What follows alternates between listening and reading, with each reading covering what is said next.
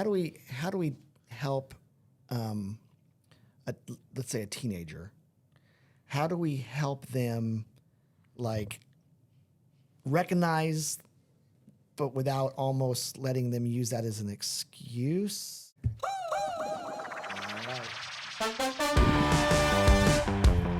Hello, everybody. Oh my goodness, this is like game show. Game show. Oh, see, I thought it was a little B-52. Welcome. It is a little B-52s, Amy. It is a little like beatnik kind of, like beach blanket bingo-ish almost. B-50. Wait, Chris, producer Chris, you faded that movie out. You faded that music out quick. We're debating what genre it is. I'll bring it back. Welcome to What's My Line, where contestants guess what the blank of the line is. I don't know. And with our guest Your chance. contestant. Today's contestant for What's Who My is Line our guest contestant today, with a Kurt? chance to win Amy $25. $25. Doesn't it sound was a like good game one. show music? I see it But it reminds also me of sounds like B-52s. it does. It's kind of like Mod Squad-ish. Yeah, Mod Squad. Ba-ba-bum.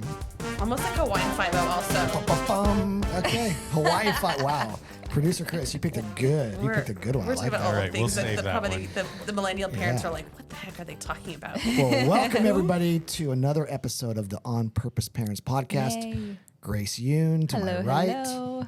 Amy Kendall to my right. We'll get to that in a moment. Producer Chris in the corner. Yeah. Stay there. Where I belong.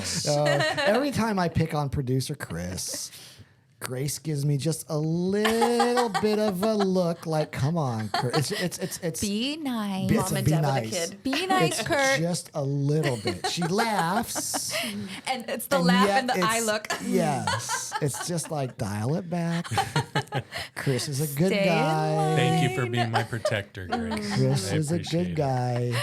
And for the record, lest anyone think any differently, I love producer Chris. This is true. I love him as a brother in the Lord. Wow. I love him as a coworker. I think that's the I first love him time as a you've ever- friend. I love hearing that. That makes me feel so good. But you always hurt the ones you love. He's going to cry. You always You hurt. don't always hurt the ones you love, guys. Well, that's what my if you're therapist cruel. said. Actually. I don't. What? Okay, let's go. You guys, welcome back. We're gonna jump a little bit more quickly into it because Yes. we keep saying we're gonna. Let's do it. But this month, the month of May, Yes. is Mental Health Month. Yes. Yes. And to honor, I was gonna say celebrate. I don't know if we're celebrating Mental Health Month. We're honoring it. We're recognizing Raising it. awareness. We're raising Acknowledging. It's actually Mental Health Awareness Month. Yes. And that is one of the beautiful things about the day and age that we live in. All of us, Grace, you're 10 years younger than the rest of us, but you're old enough still that when we were younger, the idea of paying attention to mental health, Talking about it. especially talking about it, Yeah.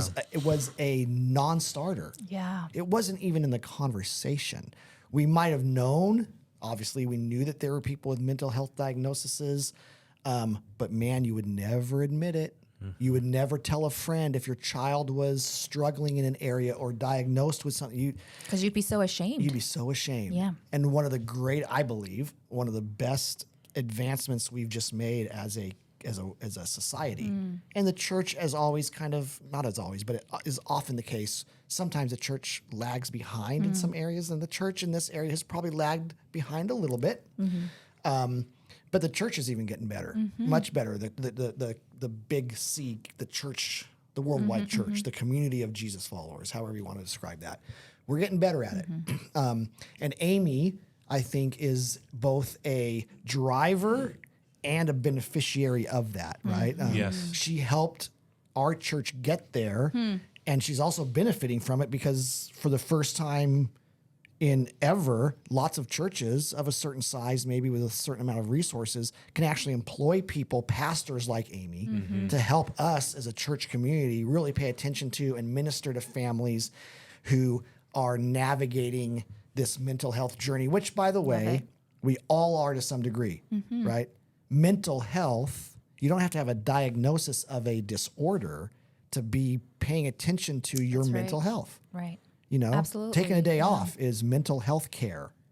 right? And you need that. Exercising, all the things, doing the things that charge your battery. That's all benefiting your mental health. I don't have a diagnosis, but I can be benefiting or hurting. You could be my healthy or unhealthy. mentally, Mentally, right? yeah, Yeah. absolutely. There's a difference between mental health and mental health disorder. There you go. We all And have that. Exactly. this month is really dedicated more towards the awareness of mental health disorders, if I'm correct. Awareness of mental health, yeah. And so in this 3-episode series, we're going to jump into that. Now, Amy may not be a new voice or face to some of you. If you'll go to the show notes, we are linked to probably 6 months ago. We did a 3-episode series with Amy, kind of overviewing mental health stuff. Well worth your time to go back and listen to that. In this episode, or in this series, we're gonna do 3 things, Grace and Amy. Today, we are going to just let Amy share in her experience. This is not necessarily the official list, but in her experience, 5 of the more common mental health diagnoses that she has come across, or that we come across here at the church. In her circle, Amy might talk a little bit about it. Her son has 2 or 3, 5 diagnoses. So she understands which ones are more common. That's what we're going to talk about today. And then the next 2 episodes I'm really excited about. We're going to dive deeper into 2 diagnoses that are a little less common, and we'll talk about those as they come.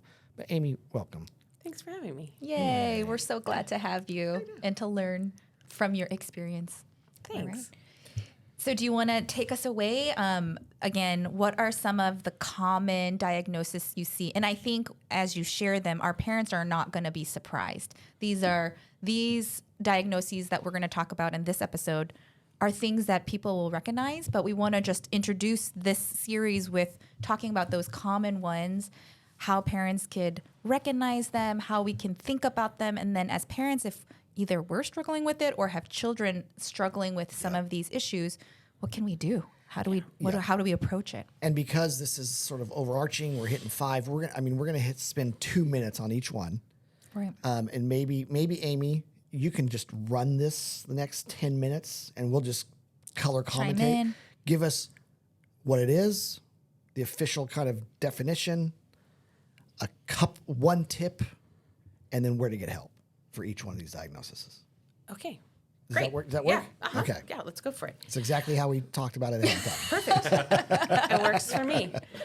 So probably the one that we see the most common, and especially in our adolescence, is anxiety. So anxiety is something, and it's very common with adults as well, but definitely something we see. And so anxiety can look different ways for our adolescents. It may be they get really concerned about tests. They're anxious. My son, that's one of his 5. He has anxiety disorder.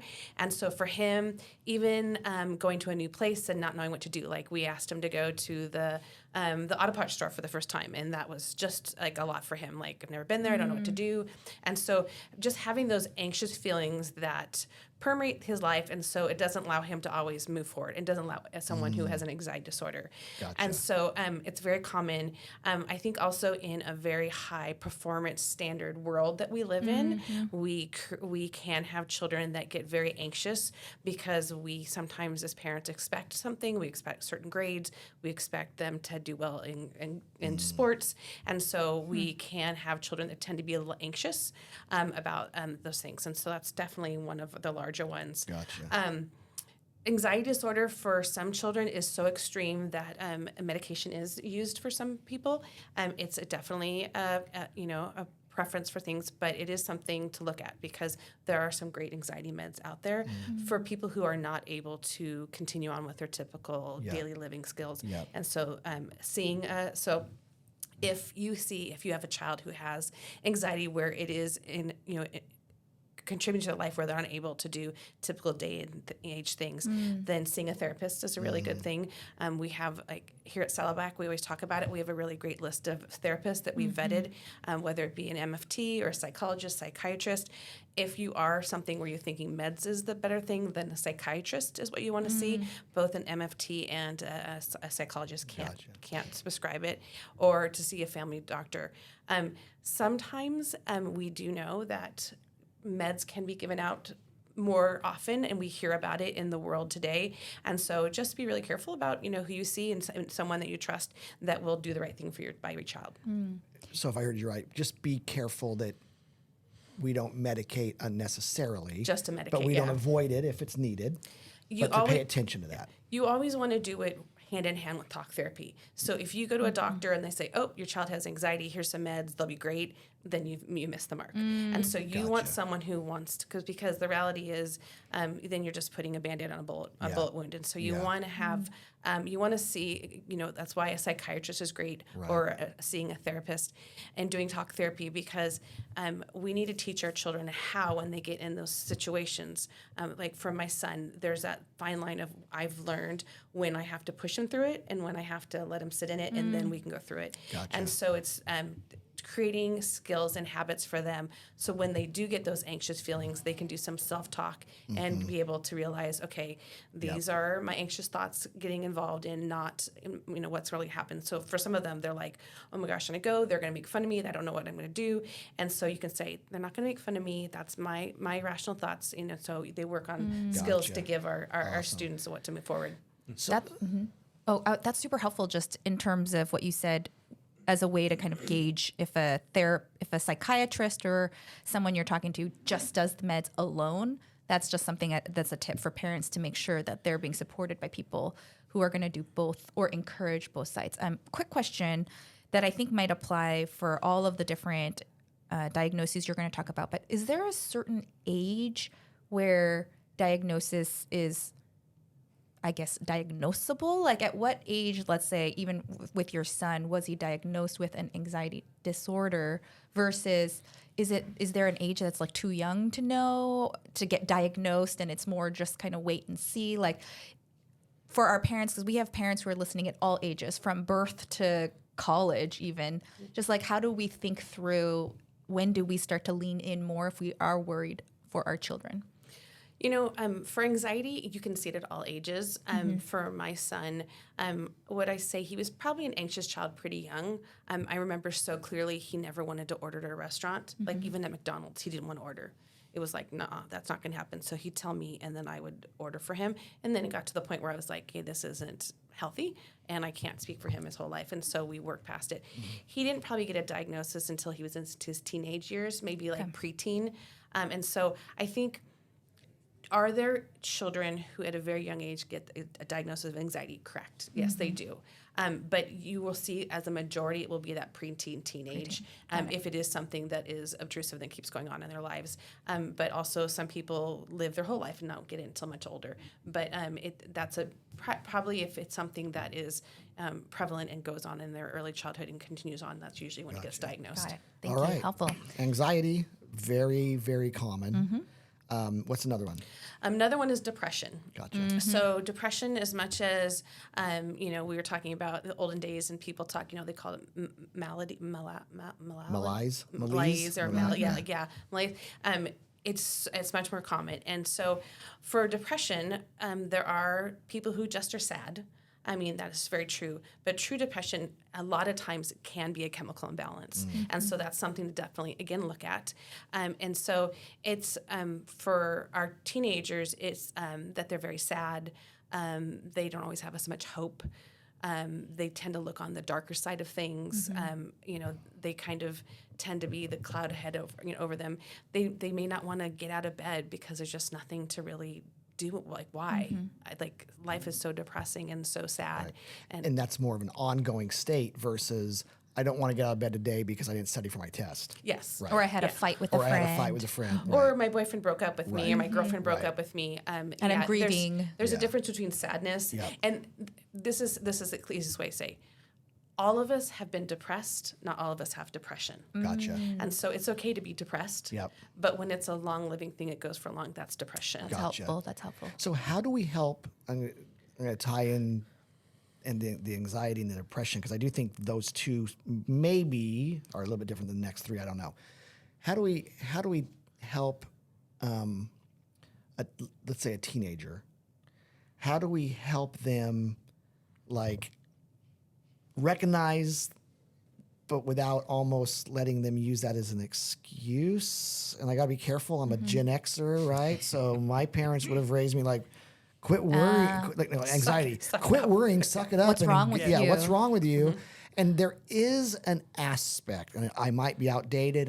This might be more damaging than good, but there is that aspect of like, okay, I want to recognize it when it's legitimate, but I don't want to like reinforce something that they should just If it's be not able a diagnosis, to yeah. self-regulate. Like there's that, isn't there a little bit of a balance Yeah. between those, and how do we walk Navigate that that. line? And like I said, even when I talked about like anxiety for my son, Yeah. and I remember very clearly there were days that I was like, no, we got to go to school. Like Right. you can't miss school. And I would get him all the way to school. And there were sometimes he like definitely couldn't do school. And so we would sit there and I would be like, okay, then we're going to go home. But there was times that sometimes just the pushing, and he got there and then he was like, okay, it's not so bad and I could go on. And so I think it is. And that's the other thing is we talk about getting therapy. Sometimes as parents, we need therapy also. Yeah. The reality is it's really important of sometimes we don't know how to handle it. And so, is taking away the stigma of therapy is just for the broken one, Right. for lack of a better term, Right. or the one who has the problem. But sometimes just as a parent finding out, talking like, okay, my child is going through this depression and I don't always know what to do. And then sitting together, then the therapist can come up with some Yeah. tips, and also kind of like a pact of like, okay, this is what it's going to look like. And Yeah. so it's really, getting outside of ourselves sometimes Yeah. to have someone who can empower us to have those fine lines. Because I definitely think, as a parent, we can't let our child sleep in bed all day Right. for days on end and be like, oh, I'm so sorry that you have depression.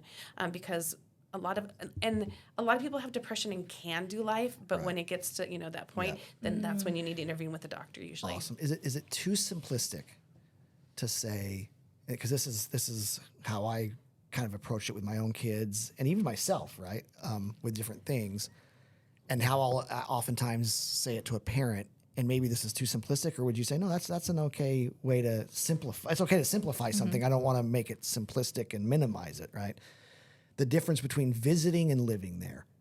Like, you know what? For depression. Or anxiety, Oh, okay, right? yeah. Like everybody visits, but if that's where you live, then it's really potentially a disorder that we need to help you navigate and not get over, but help you live in a healthy way. The difference between that, you're visiting anxiousness. It's sort of like, is it intermittent or is it consistent? Maybe Yeah. is a different way to look at it. Well, even people who have depression, sometimes they can be depressed for a week and then they're okay for a month and then they're depressed. Right. And so Almost you like have the to look manic at depressive. you have to look, well, that's completely different. Okay, But sorry. yeah, that's okay. Sorry. No, that's okay. But like seasonal Yeah. in Yeah. terms of its intensity. So it's one of those things where it doesn't go away. It's one thing if you have a child who's depressed for a week, and usually if they're depressed for a week, it surrounds something that's happened. Right. But then they're able to continue on, and maybe they're depressed down the road. Because like I said, we've all had seasons in our Yes. lives. I mean, I'm sure you can stop and think and like, oh gosh, I remember when I went through this and I was so depressed. Again, there's Yep. a difference between being depressed and having Yep. depression. There's a difference between being anxious and having anxiety. Right. Gotcha. Yeah, and That's so good. I think as parents, and we talk about this a lot on our podcast, is this is not a quiz, right? It's not like, do I know if my child is depressed clinically or going through a depressive season? It's not like it's this one time just, quiz that we have to answer, but it is something where if we're being observant of our kids, this is again what we talk about in our podcast, being aware, and then making Right. sure you ask resources around you to make sure you are giving your child what's needed for their Right. particular situation. And we know that, and you talked about that, it's much more prevalent that we talk about mental health now. We have celebrities are out there talking Right. about their diagnoses. And so, and sometimes, our students want to feel a part of it. And so they may feel that they have this diagnosis.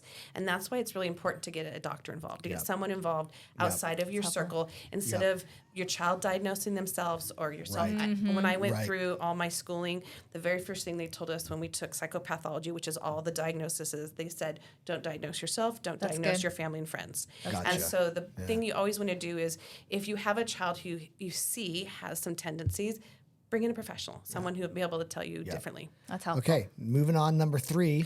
The next one that we see, probably the most common, is yeah. ADHD. So ADHD, even though you would think of it being more like a learning disability or whatever, it truly is a mental health diagnosis. Stands for?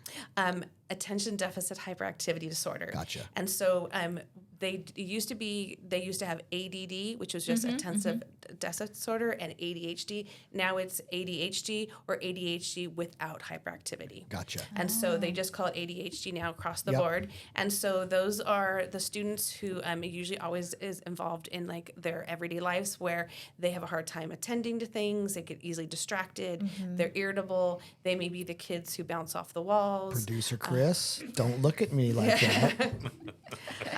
not Everybody just else, the coffee. Everybody else looks at me like that whenever this particular conversation comes up. Some of the most brilliant minds in the world have ADHD because it doesn't mean they can't focus on something. In fact, actually, for most of them, they have whatever their interests are, they hyper focus on those things.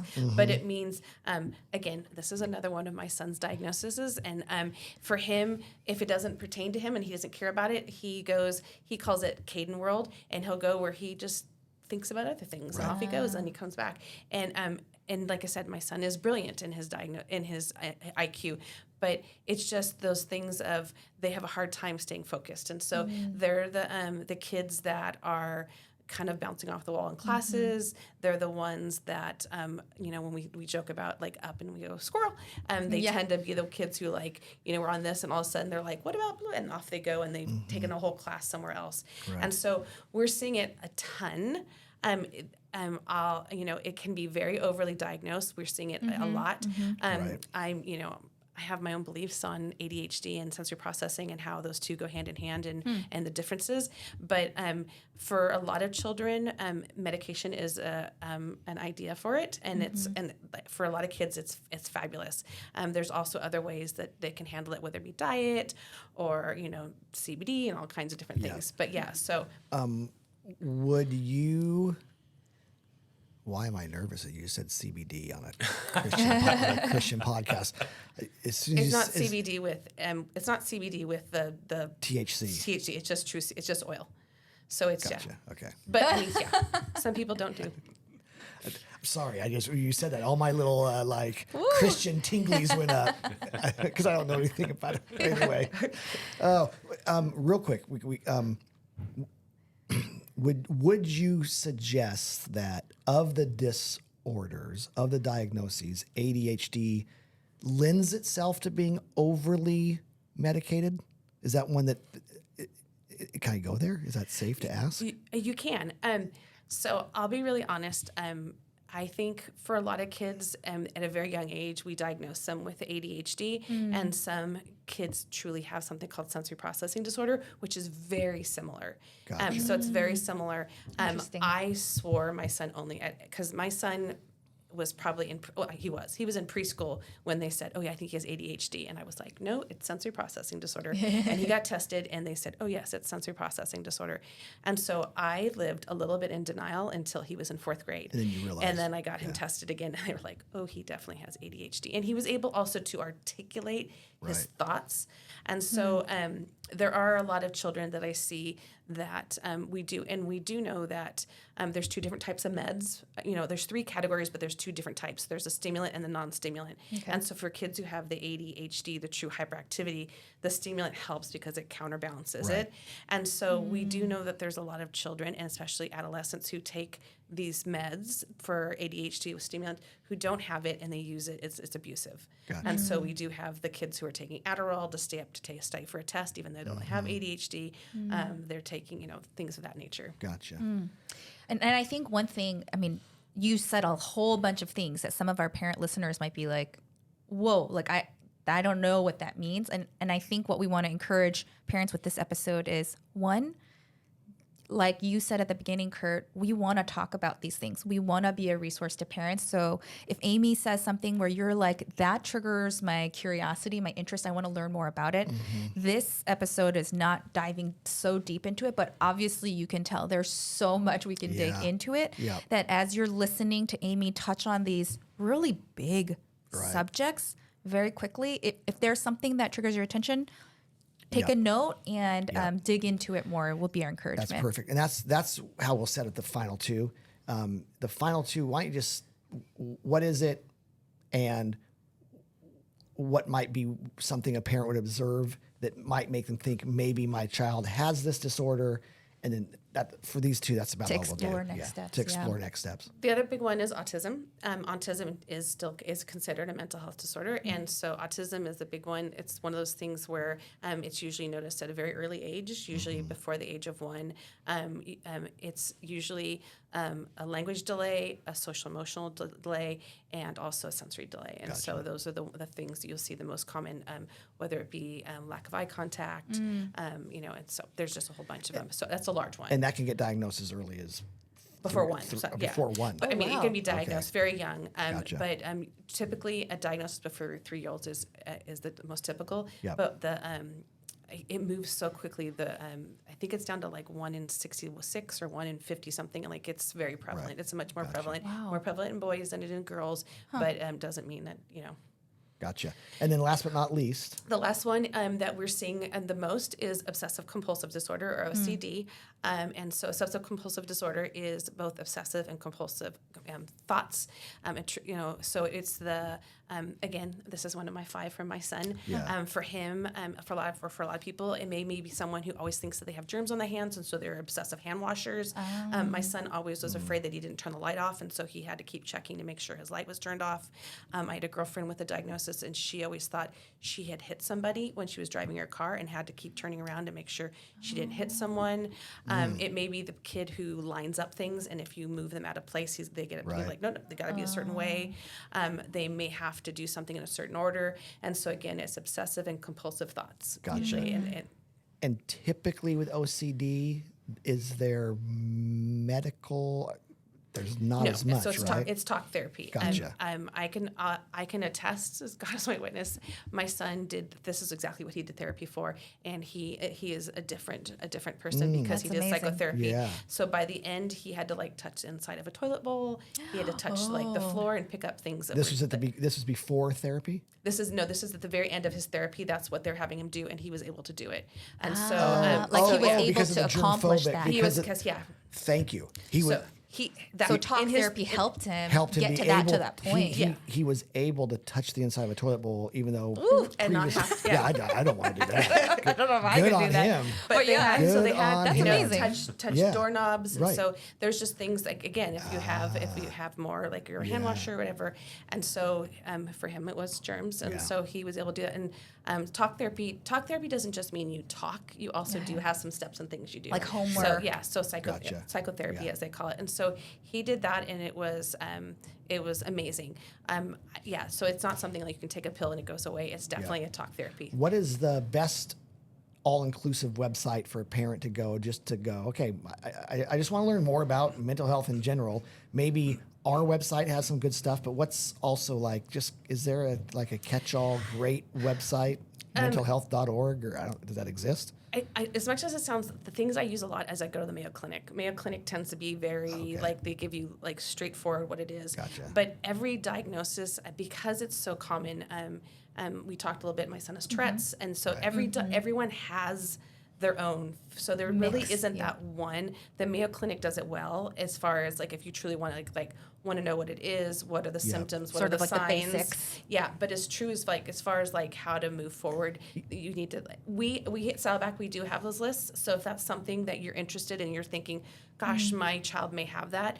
Those are things that we have here at Saddleback, and so you can email me at amyk@saddleback.com, and I can send you the list. And we have books, and we have articles, we have websites, and we have videos that we can send that Gotcha. are outside of our videos we've created. Yeah. You oftentimes reference an official list. It's in the M something. Oh, so the DSM, yeah. The DSM. So Diagnostic Statistical Manual, and it's DSM 5 is what we're up to, and it's 5 with I think R or something And now. anybody access that, or is that something that's reserved for? You can access bits and pieces online. It is a very large book. Like, it's a very large book. It's bigger than the Bible. It's large, and it keeps changing. So that's why we're up to 5, and it keeps changing. Gotcha. I think when Getting I started, updated. we were like on 3 when I first started. That tells you how old I am. And that's a list of all the official diagnoses. Official diagnosis, and so it's probably not for the everyday person because it's Like very general clinical. consumption. It's very Gotcha. clinical, Okay. and like for my son's More Tourette's, academic, like you have to have like so many in this area and so many in that area. Same with autism, you have to have so many in this area and Gotcha. so many. So probably not the best. Like I Okay. said, Mayo Clinic is really great. NAMI is really good also, National Association of Mental Illness. NAMI is a great organization to reach out to that we use here at Saddleback, what we Awesome. refer to. So that's a really good resource as well. Gotcha. Yeah. All right. Wow. So amazing. Just even you sharing your email address for parents who might be like, I don't know how to like navigate these websites, just to be able to email you. Thank you so much. That is an I incredible think last time we did like Amy's Yeah. emails here. email right here. I mean, I think that's just symbolizes what we wanted to do with this episode, which is bring awareness, raise awareness, and let parents know you are not alone. If you're a parent that maybe your child is not going through this, but have a friend when their kids are going through this, we are all about being in community with one another, supporting each other through these various issues, and just being able to hear you talk about some of these things that can be scary, heavy, or in the past so shameful. I loved it. So thank you, Producer Yes, Chris, thank for helping you. organize this. Thank you for coming Amy, and just thank you. talking Thanks. freely about subjects like Yeah. this. And as always, parents, if you want to join our text message list, you can text the word parents to 83,000. Visit us at onpurposeparents.com. We have a mental health tab there for all kinds of resources. Please like, comment, subscribe, share this if you're a YouTube viewer. If you listen, you can listen anywhere you listen to podcasts. We're just honored that you would be on the ride with us, and we will see you next time around. Bye, everybody. Yeah. What's my